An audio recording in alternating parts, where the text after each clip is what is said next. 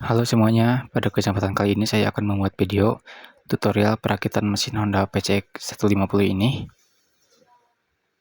Nah, mesin ini sampai turun mesin dikarenakan terdapat mesin yang rembes serta ring piston yang macet membuat oli cepat habis.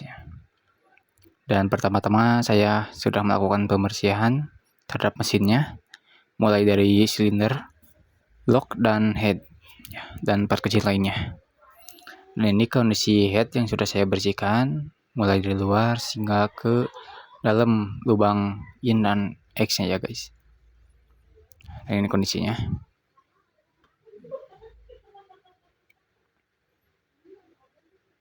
Nah, udah cukup bersih. Dan saya juga sudah membersihkan throttle body.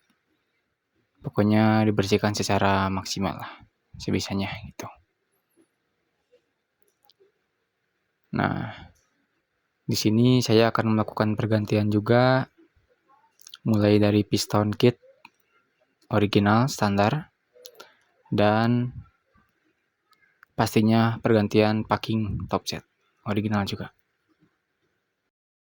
Nah, gak usah lama-lama lagi, kita langsung aja mulai ke prosesnya.